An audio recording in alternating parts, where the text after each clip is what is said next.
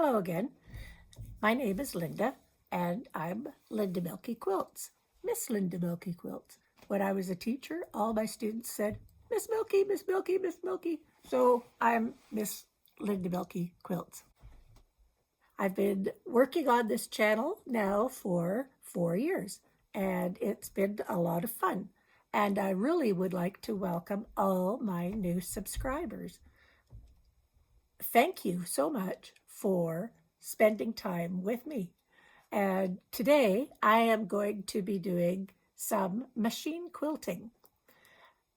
For those new subscribers, I will say I make a lot of scrappy quilts because people in my social group tend to clean out their closets and stashes and all the little bits and pieces they give to me.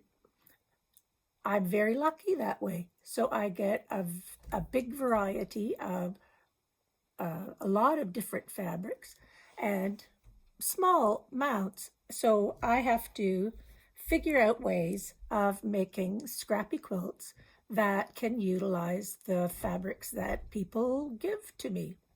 I think that's a very generous thing for them to do. And most of the quilts that I make, I donate to charity.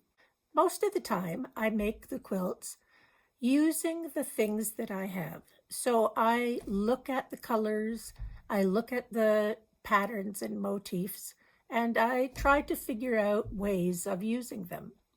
I make mostly bed-size quilts, quilts that can go on a baby's bed, a child, teenager, and adult.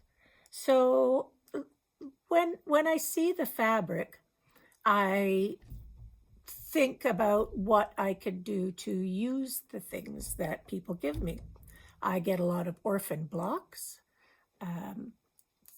Some of those are made very well, and some of those are made not so well. So I've developed a lot of strategies in putting things together.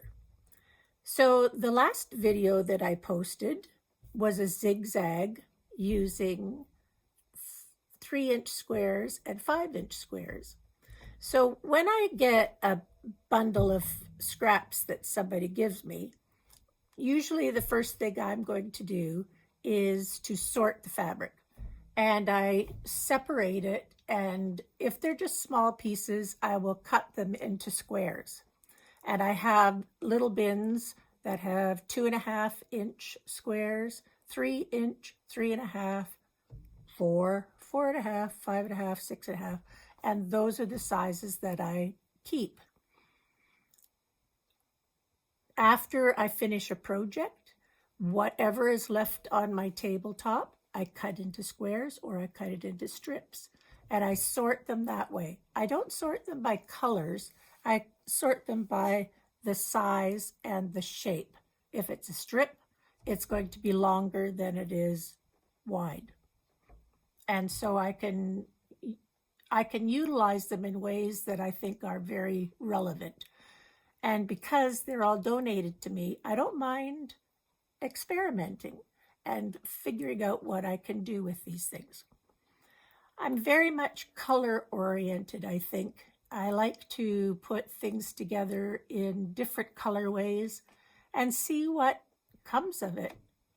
Sometimes I think, oh, I learned that this color doesn't go with that color and this doesn't go with that color, and you can't put a stripe with a pattern. And I just try it and see if I like it. And if I like it, it's going to be okay. And secondly, the thing that I like to do is I will quilt all of my own quilts.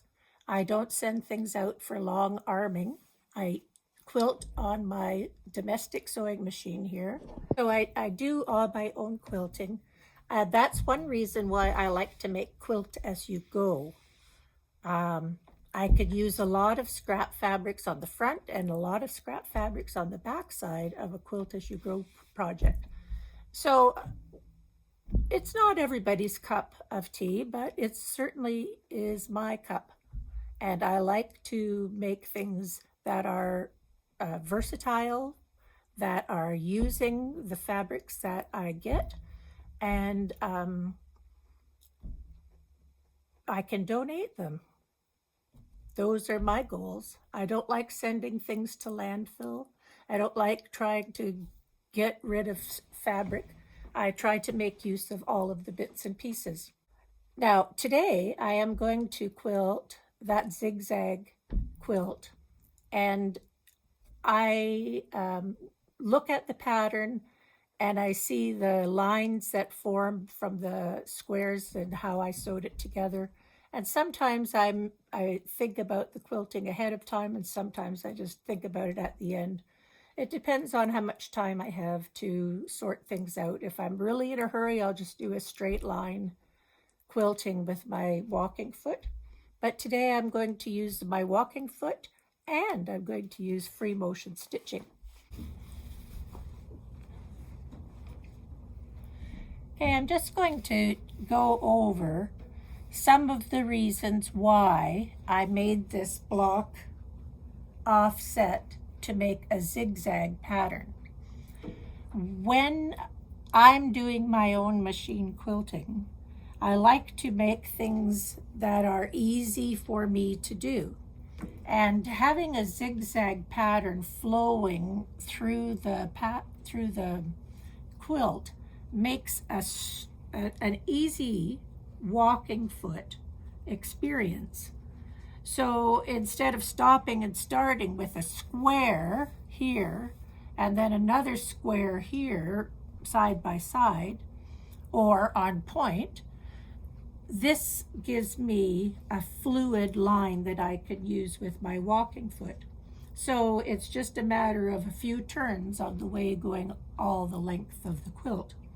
So if I start at the top with my walking foot, I could go across and down and across and down and across and continue the zigzag in this strip, and then do the alternate one on the other side. Now, that gives me quite a nice row of quilting on the back, but it needs to have a bit more quilting than just that zigzag line walking foot. So with this part in here, I can do something else. I can start at the top here, and I can do some kind of meandering through here and down through there. Or I can do somewhat of a flower with my free motion stitch, and then go through here and come to the center and do a flower here. And that would be quite nice. And then just go into the next one. Something needs to hold these blocks to the batting and the backing. So it's a little bit bigger than I would leave unquilted. So I've got to decide what I'm going to do here. I could do something that's a little geometric. I could just come down and go here, here, here, here, here. But that's a lot of turns, and I don't want to make it all that way. So I think I'm going to just do some kind of a flower effect. Make a few petals in each one of these, and then twist into the next one and make a few petals in each of those. They don't need to be exactly the same. I'm not a long arm quilter, so I just want to make something that I can do. And the second thing I can quilt after I've finished my walking foot to stabilize everything, I can do something in the zigzag itself.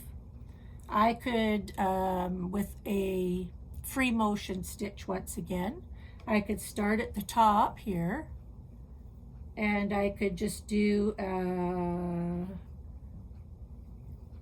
curved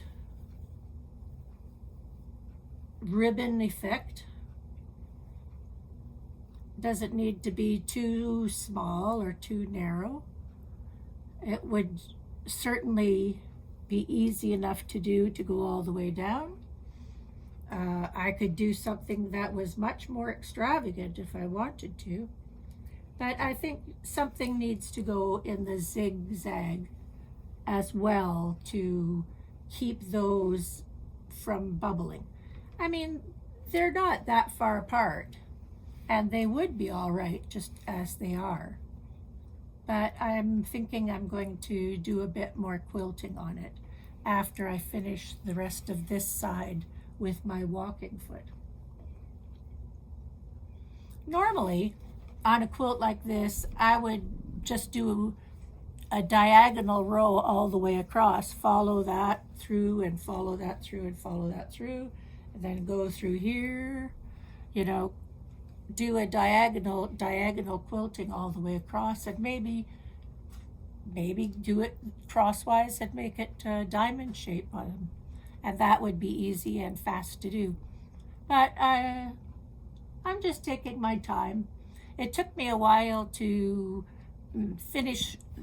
get to this point because my walking foot broke and I had to order a new one, and the new one came into the store not so long ago, so I went and picked it up last week. So now I can get busy doing some quilting and finish a couple of quilts that I've started.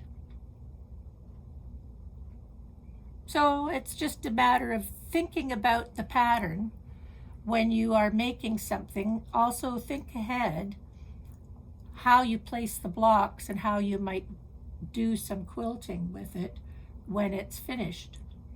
And whenever I do free motion stitching, I always want to test it on some fabric ahead of time. And I have here just a little quilt sandwich from some fabrics that I had, and a little piece of batting that was cut off from something else. And I'm going to just test my thread tension on the sewing machine, and I'm going to test out a little pattern that I think I'm going to use for this quilt. If I can't do it on a small piece of fabric, I won't be able to do it on a big piece of quilt. So it's better to test it on a small piece of fabric like this. I mean, everybody's got some of that, and what do you do with it? I use it for samples. When I'm working with free motion stitching, I really need to be able to hold on to the fabric, especially if it's a big quilt. So I have a pair of gardening gloves, and you can see I've cut out the thumb and the two fingers so I can take pins out as I'm going along. But the grips on these gardening gloves, at the end of the season when they're selling them off for $1 a pair, I buy a whole bunch of them. And if they get really dirty, well, then I decide to do something else with them. But they're not very good for gardening anymore with the fingers out of them. So that's what I'm going to use. I really only need one hand to grasp this because it's only a small piece of fabric. But I'll show you what I'm doing. Okay, I have an open-toed foot, which I like to use. I also do have the closed-toed one. And if I'm doing something that's on a fabric that might be a bit lacy, I use the closed-toed foot. But what I'm going to do here is come down and make some kind of a flower that is going to be about this, fill in a size that big. Now, if I can do it just winging it, I'll be happy. And I have my thread length set to 3 on my sewing machine. So that is a bit longer of a stitch, and it helps me to decide where I'm going to go. So when I start, I do a few up and downs like that. Now I'm going to come down.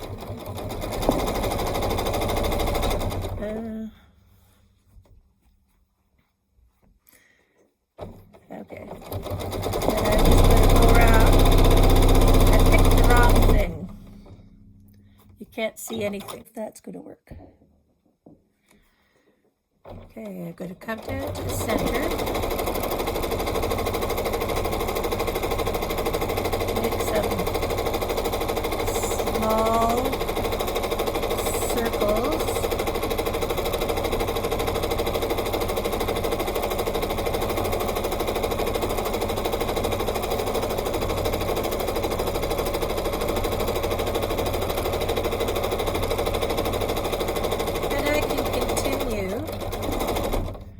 Keeping that going in an outward spiral. Outward spiral until I decide that that's big enough. Just notice also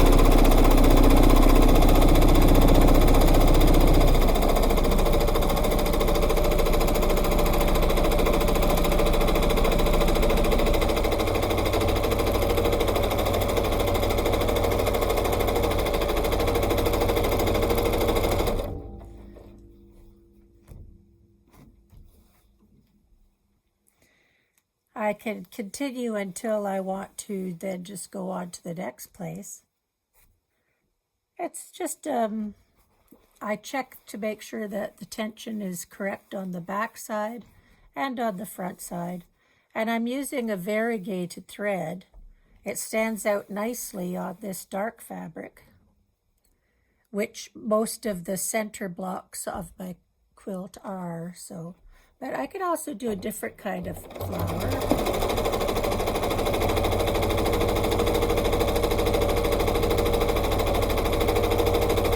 Kind of a weavy center. Then when I get to the flower petals,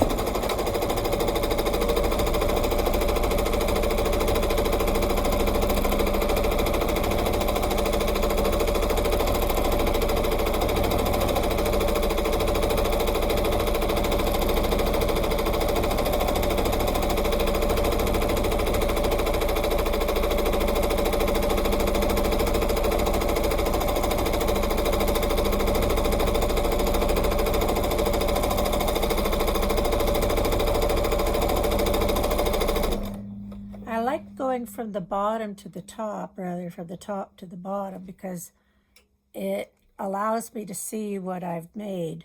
If I'm doing it the other way around, I find I don't see it as well. So that's what I'm going to do. I think I'm going to make this one, not pointy ones. This is easier and faster for me to do. So that's what I've decided to do. So here I am at the top. I should be able to guide it, and you should be able to see that. I'm going to put the flower in this space here. I start off with the fabric on the batting. Now, I want to put a little circle here and then some petals.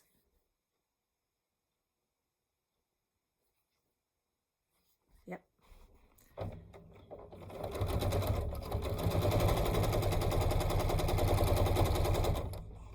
Got to the center. Circle. Now I'm going to start here.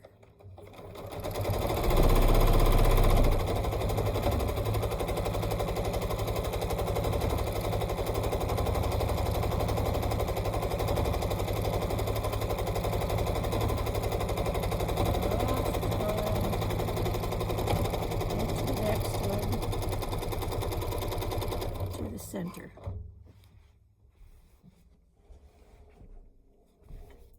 Stop there to rest.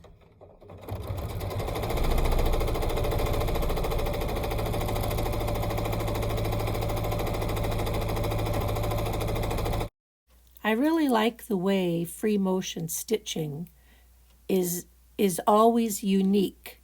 I'm going to put it that way. The variations, the small differences from one piece to the next, it gives a bit of personalization, I'm going to say. It's really versatile. You can slow down, you can speed up, you can move from one place to another quite easily, except when you get to a little seam bulge there. But it's easy enough to do if you take your time. And if you have the surface flat and even, and you have a picture in your mind, you can easily make a free motion stitching. And it can be really fun. It can also be very frustrating. If you are not confident with your sewing machine, it's going to bother you every time that they're not exactly the same. But in my view, I like it because they're not the same. I like the individuality. I like the versatility. I like the textures that free motion stitching can provide. And I like the fact that it's a bit artistic. It's like drawing with your thread, drawing with your sewing machine. And there are going to be overlapping pieces. There are going to be things that might not be exactly picture book perfect. But I think that's the whole point of making quilts, isn't it? That it isn't picture book perfect, it's unique and it's different and it's your experience. So that's one of the things I like about free motion stitching. It allows for that creativity and personalization, and a lot of unique designs can come out of that. But it does take time, and practice is always good. And make sure that you are enjoying your quilting. That's the whole thing. The quilt doesn't have to be perfect, it just shows that it's made by a human being and not a machine. Although we are using a sewing machine, aren't we? So I'm just going to slide this right down to the end of this row and show you the result at the end.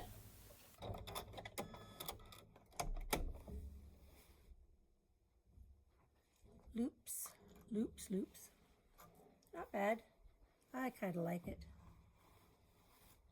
Gives a bit of design on the back here. Gives it some interest. So with this zigzag here, I think I'm going to try just a wavy line side to side. How much thread is there? Lots. Not so small.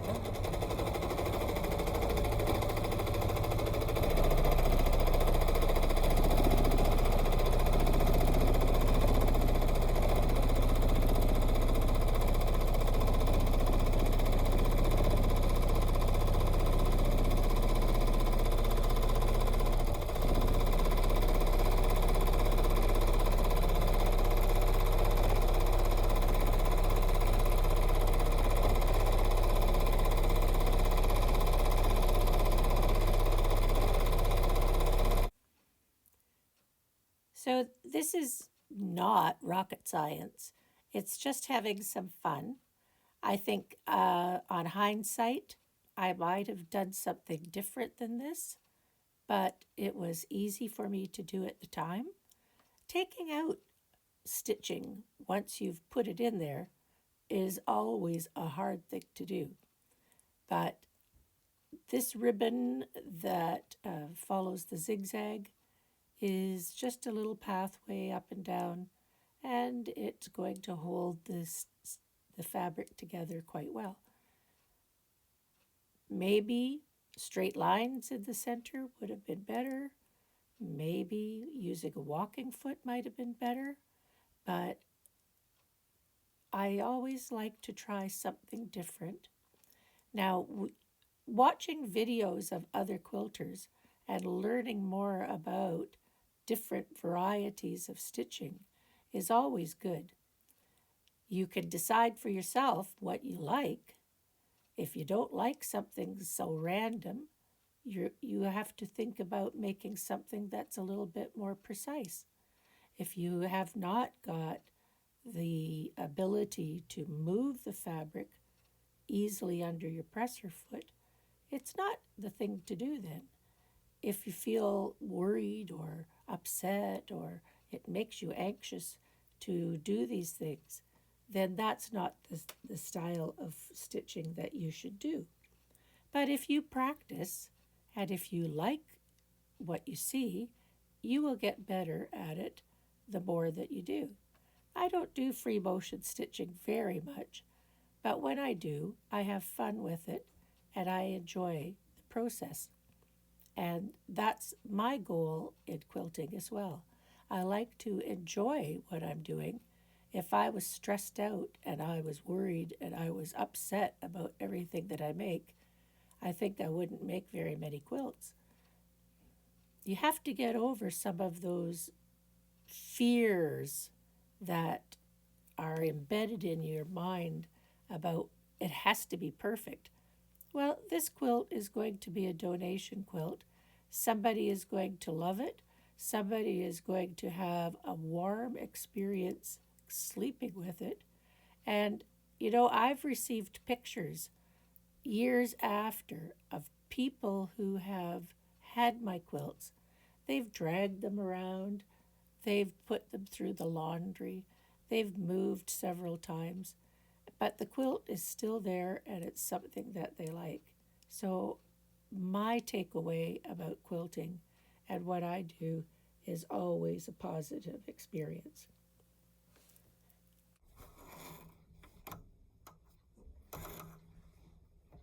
A flower bit over here.